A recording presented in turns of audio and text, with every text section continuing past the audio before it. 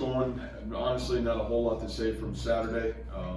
Had a good practice last night. Really excited to get back on the practice field again today, and really look forward to the challenge ahead of us. So with any questions you guys have, go ahead. Man, you guys are so close right now. I mean, to being unbeaten in the Big 12. What's the difference between being unbeaten and losing, by combined 10 points? Yeah. And also what you've seen the conversion pass from multiple directions now. So can you update us on your thoughts on call, no call, whatever? Yeah, the fractions for us are fractions, and obviously, those things, they can be frustrating if you let them be, or they can be great growth opportunities if you let them be. And, I think for me, you look how young this team is in a lot of ways, and you look at how this team has grown so much through the season. I think that's the thing I appreciate about our group is we've gotten better as this season continues to go on, and I thought that was the strongest we've played in the month of November since I've been here, which is really exciting and encouraging. Not only exciting and encouraging, we continue to push forward. And so, I think that part of it is the reality to who we are and where we're at. And you're right, there's a lot of ways we're really, really close. And we just got to keep pounding away at those details and those margins that allow us to take that next step. From the game on Saturday, obviously the 2-point play, there's, it can certainly be whatever. The fact of the matter of it is, they didn't call the penalty, whether it was or it wasn't a penalty. I think it's probably up to discretion, I thought the officials for the most part did a really good job in the football game. But probably if there was any discretion I had, would have been on the third down call that they picked up earlier in the football game. Those are things that happen. We had opportunities to make plays. Brock put the ball in an unbelievable spot. Ped probably had a chance to catch it, right, wrong, or indifferent, and it's making those plays that becomes the difference in our success. So, again, it is what it is. I think we learned a lot about ourselves from last week, and we continue to move ourselves forward in a real positive way. Matt, what is it about this defense in the second half that's allowed you guys to scheme appropriately? You're only giving up 7 points or less through the last 4 games. Yeah, I think just that part is you give credit to coaching, you give credit to our kids to be able to make adjustments. I think people play us differently than maybe sometimes what you see on video, and you have to have the ability to adjust. And I think we've been able to do a really good job of that as a coaching staff to put ourselves in a better position. Now, the equal to that, you'd say, man, how do you play that way early? And I think that's the biggest thing from our end of, not waiting as long to make some of those, whether making those adjustments or doing our details better, whatever that is, but that certainly caught us a little bit the last 2 weeks, and we'll have to continue to pound away to do a better job there as well. Just following up on what Randy asked, it seems like your attitude is on these close, a few plays from maybe being undefeated in the league, that you're more encouraged that you are on equal footing with everybody than discouraged, right, that you haven't been able to quite pull those off. Yeah, for me, again, I'll measure our success or failure at the end of the football season. And the reality of it is, does this team reach its full potential? We'll evaluate that at the end. Right now what I can evaluate is the intent and our ability to continue to grow. And I think the one thing that I see, at least from how I evaluate our program, is I see great growth that's happening right now. And you gotta remember, this is, in a lot of ways, there's so much youth on that football field that is getting unbelievable experience and continue to grow with it and not making the same mistakes twice. So for me, those are things I can evaluate, and those are things I can take and continue to push ourselves forward in a positive way. When you're evaluating a game, when you're watching tape, do you find when it's a close loss that you're more self-critical or more questioning of decisions whether you made, your staff, or players have made, than if a game is a little more lopsided one way or the other? Are you harder on yourself and on? Yeah, I'm probably harder on me than I am on our kids, and at the end of it, it takes both of us, in a great win or a tough loss. But the things that you can evaluate from your kids is how hard did they play, what's the intent and effort, what's it like being down 21 points in Norman, Oklahoma? Well, you can look at our history here, and you can say what's happened in the past, and you can see what's happened in the present, and know where we are and where we're going. And so that I can take solace with. And then it's how do you take the detail and how do you present it and say, here's those areas that we just got to continue to pound away at if we want to be able to be that team or continue to take those steps forward. And what you're up against is you're up against teams that have been there and done that for a long time, and we're a team that's continuing to show that we can and how to do that. And I think those are things that are the reality of the situation. Matt, how critical was it that not only Brees had a good game at Oklahoma, but Johnny got a lot of good runs in, and you seem to be really getting to that point where maybe you can do a 1-2 punch from here on out. Yeah, I was really proud of Johnny. I think the reality for Johnny is, a couple of the games the last couple of weeks have been a little bit skewed. You even go back to Texas Tech, you played 50 plays in the football game. A lot of big plays happen and not a lot of plays. And I think sometimes you can be frustrated as a really good player that maybe doesn't get the reps that you want. And Johnny's just kept pounding away at his process, and he really has done great things. You go back to the TCU game, and he's done some real positive things for this team. And so, when he had his moments on Saturday, I thought he was outstanding. And then the combination of him and Brees, from where we started this season at, the first 4 weeks of the football season, to where we are today, you're really excited about what that looks like and what that feels like right now in our program.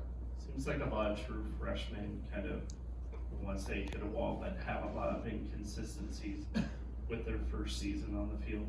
Brees, ever since he's gotten on the field, has managed to stay consistent. What's kind of been the key to that, allowing him to have that success? Well, I think pounding away at those inconsistencies before we got on the football field. I know I've said that, and a lot of times, and I'll continue to say that I'll play our players too late than I will play them too early. My whole point in that is I've got too many guys in this program that work too hard to earn the right to get on the football field and play.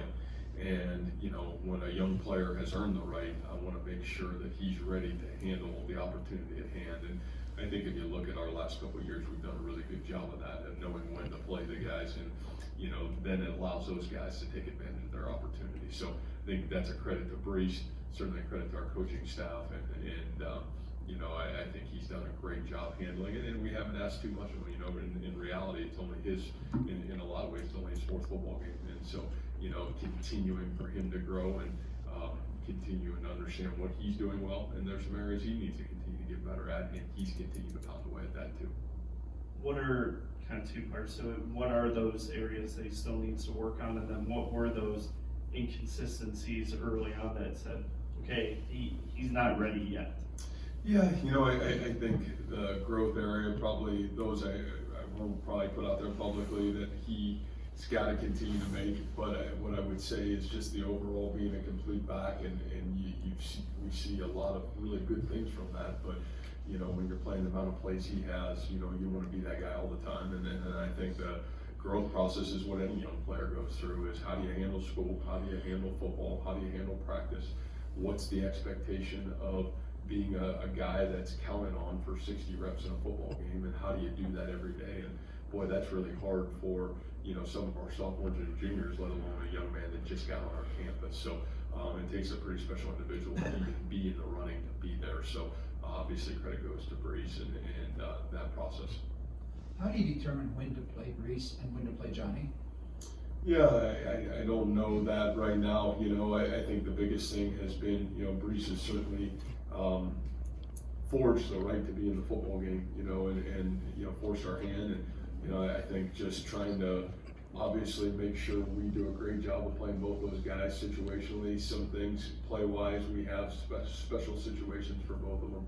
But, just trying to do a great job of making sure we maximize both of their talents.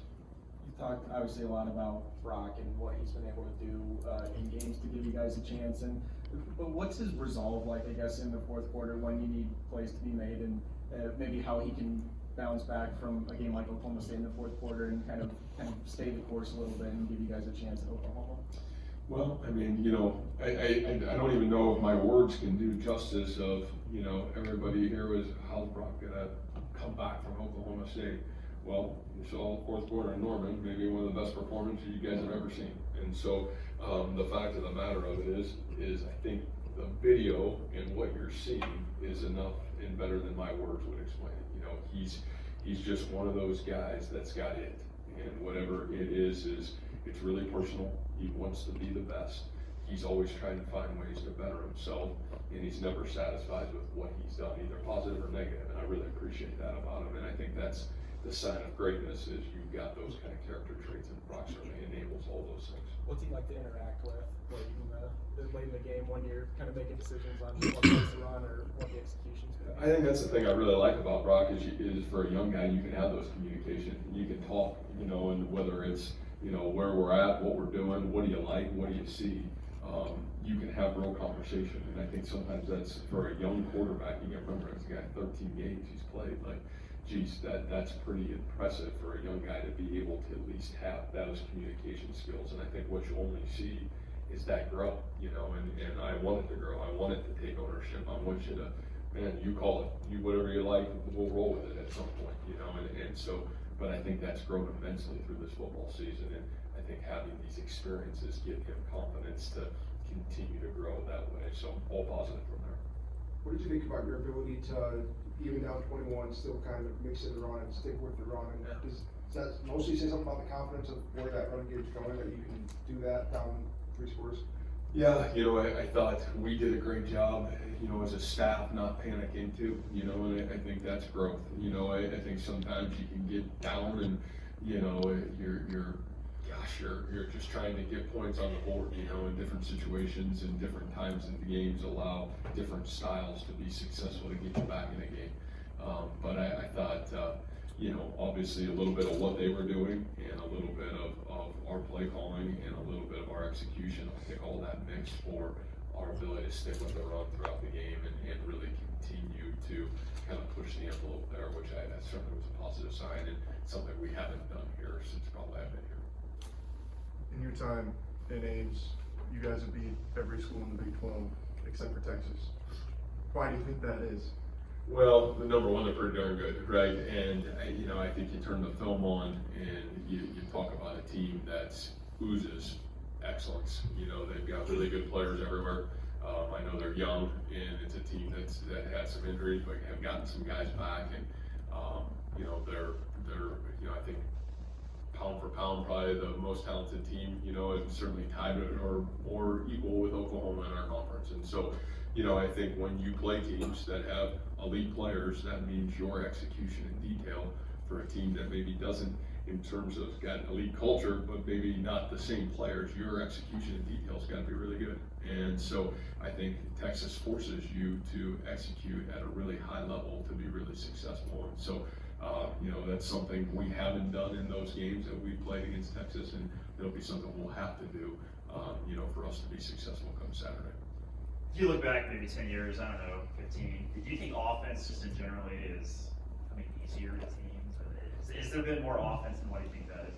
Yeah, I think, to be honest with you, I think we're probably going in the opposite direction here over the last 2 years. And, I think football has, football for the last, like you said, maybe 10 years, it was kind of in this offensive trend. But I think what you've seen over the last 2 years, and you can take our conference for example, I think you see that trend really changing and going back to the defensive side of the football, how teams are playing. You see a lot more teams playing a 3 down front or using more skilled defensive players on the field. And I think what they've done is they've done a great job of playing defense from the outside in rather than the inside out. And so I think it's caught up in a powerful way, and I almost feel like that trend's going the opposite direction right now. I think it is defensive oriented in a lot of ways, and there's some guys doing some really great things on the defensive side of the football right now. And I don't want to beat it into the ground, but when you have a game like you did against OU, does it create a situation for the players and even the coaching staff where you want to kind of get back out there as soon as you possibly can and play right? Obviously, literally you can't, right? But you know what I mean? Just get out there and play right away. Well, I think, the emotion of the game where you watch that energy, and if you felt that energy and that, just the growth happening in the third and fourth quarter of the game, I think naturally, you, as a competitor, you didn't even want the game to end, you would just keep playing football, and I think that's just part of who our kids are and who our coaching staff is, and so obviously we look forward to getting back to practice and soon enough getting back into an environment where we can challenge ourselves to see where that growth continues to happen for this football program. What were a couple of the biggest lessons learned from that trip to Austin last year with totally different circumstances than what we're seeing this week? Yeah, I think a lot of things we learned a year ago. I said this, there was a lot obviously on the line a year ago, and I think one of the things that we learned about us is, I said this, they had a good football team, but they came out to play, in my opinion, last year to win the football game, and we came out to not lose the football game. And I think that was kind of a huge lesson for us in a lot of ways, and coaches and players. And so I think a lot learned from that football game, and a lot of growth that happened there, for sure, for us and our program and everybody involved. Texas averages 300 yards given up through the air each game, and last time you guys kind of played a defense similar to that in Oklahoma State, you threw 63 times. Do you think it's going to be kind of like that on Saturday, or not? Obviously not to that extent. But. Yeah, you never know. I think every game and the situation in every game is so different. But I think you're seeing a team right now from our end of it that is always trying to find what's the rhythm of the game that allows us to have success. And so it's something we'll work really hard throughout the week, and then obviously even once you get into the football game to figure out what gives this team the best opportunity to be successful. You mentioned after the Oklahoma game that interceptions just don't come by luck, that you got to make plays. What's stopping you guys from taking that next level? Because it seems like you're in position for some big takeaways this season, but haven't finished them. Yeah, I just feel like you said, you got to make the play, and obviously we're able to do that in the second half of the football game, which is what really turned the tide for us. The play Mike Rose and obviously Zach Peterson make are incredible. Lawrence is in a great spot, makes a great play on the ball, and you hit the nail on the head. We had a couple opportunities in the first half, and we didn't make those. And so, I think that's just part of football, and you got to make those plays. The plays don't care who makes them; somebody's got to make them. And you either make them or you don't. And usually it's close football games. It's those plays that you make or don't make that can be the difference. So, no, I don't even think it's something you concern yourself with, other than you just keep hammering away at the details and habits that it takes to be successful, and you keep growing, and sooner or later you're going to make those plays, especially when you got kids like ours that care, and it's really important to them. After 9 games, I think that's what it is, what are you most happy with about this team? Yeah, I think who we are is what I'm most proud of. At the fight, the resolve, the toughness. I think our identity and our culture in our locker room is as good as anywhere I've ever been at any time in my career. And I really appreciate that. I think it's giving us a chance through tough, and right now we're going through tough situations, tough results, maybe not the result that we would all want, but the reality of it is you can look at our process and you look at how we're doing what we're doing, and you know that this team continues to grow through really hard. And I really appreciate that about this group. It takes great leadership. It takes great player-driven leadership and ownership to be able to be where we're at right now. And, again, we'll see, what's that mean and what's that do for us? What's it mean for this week? We'll see, and we'll find out if this group can continue to be tough and continue to grow. So somewhere down the line, we've got a chance to be the best version of us we need to be. You had some good things to say about Zach Peterson yesterday on the teleconference, and I know we've talked about him a little bit, but is there any kind of one thing or a few things that he does particularly well that's allowed him to step in there and not necessarily miss a beat from what Juan was able to do? Well, he's tough. He probably epitomizes that word that I just said about our football team is tough. I think the thing about Zach is Zach has come in, and obviously not comparing him to Jaquan in any way, shape, or form. I think they're different players in a lot of ways. But what Zach's done is maybe the most consistent player on our defense throughout the last 8-9 football games. He's a guy that he's where he's supposed to be when he's supposed to be there every time. He's playing with the same effort, motor, intensity every time. And when you have ability and then you've got that kind of motor and that kind of toughness to consistently do that, and if you came to practice on Tuesday and Wednesday, and Randy said this before, I know you can't come, all right, but the reality of it is, if I showed you the videotape of it, he's the same guy every day. And most of the really good players that I've been around, the great ones, they've had that same trait. Zach has that, and you know what? It's been awesome. Here's a guy that got an unbelievable opportunity and made us better as a football team and as a defense with that opportunity, and he's been incredible for us. All right, Coach, thank you. All right.